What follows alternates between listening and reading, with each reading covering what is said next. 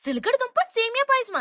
Surprise ఏంటంటే ఇందులో అసలు సేమియాలే వాడలేదు. చిలకడ దుంపని చెక్కి తురిమేసి తయారు చేసిన టేస్టీ పాయసం అండి ఇది. ప్రసాదం కింద కూడా పెట్టచ్చు. ప్రిపేర్ చేసేద్దాం పదండి. ముందుగా మీడియం సైజ్ చిలకడ దుంపని చెక్కేసుకుని చూపించినట్టుగా సన్నగా పొడుగ్గా తురిమేసుకున్నాక గిన్నెలో నెయ్యేసి ఈ తురుమును అందులో వేసేసి 2-3 నిమిషాల పాటు కమ్మటి వాసన వచ్చేంత వరకు వేపేసుకుని తీసి పక్కనెట్టేసుకోండి. అదే గిన్నెలో 1/4 కప్పు నీళ్లు పోసుకుని మరుగుతున్నప్పుడు 2 టేబుల్ స్పూన్ల నానబెట్టుకున్న సగ్గు బియ్యాన్ని వేసేసుకుని 3-4 నిమిషాల పాటు ఇలా మెత్తగా ఉడికించేసుకున్నాక మనం పెట్టుకున్న తురుమును కూడా అందులో వేసేసి జస్ట్ 2 నిమిషాల పాటు ఇలా కట్టాయిలా ఉడికించేసుకున్నాక 1/2 కప్పు బెల్లం లేదంటే పంచదార వేసుకుని పూర్తిగా కరగబెట్టేసుకుని చూపించినట్టు దగ్గర పడేంత వరకు కలిపేసుకున్నాక కొంచెం యాలకిల్లి పొడి చిటికెడు ఉప్పేసి శుభ్రంగా కలిపేసుకుని స్టవ్ ఆపేసుకుని ఈ మిశ్రమాన్ని గోరువెచ్చగా చేసుకున్నాక మాత్రమే కప్పున్నర చిక్కటి కాచి చల్లార్చిన పాలను అందులో పోసేసుకుని శుభ్రంగా కలిపేసుకుని ఆఖరణ నేతి లేపుకున్న జీడిపప్పు కిస్మిస్లు కూడా అందులో వేసి కలిపేసుకుని స్పూన్ తో తీసుకుంటే ఉంటదండి. చిల్లి గవ్వలేని స్థితిలో కూడా సాయం చేసే స్నేహితుడిని సంపాదించుకున్నట్టు ఉంటదండి. సబ్స్క్రైబ్ చేసుకుందరు.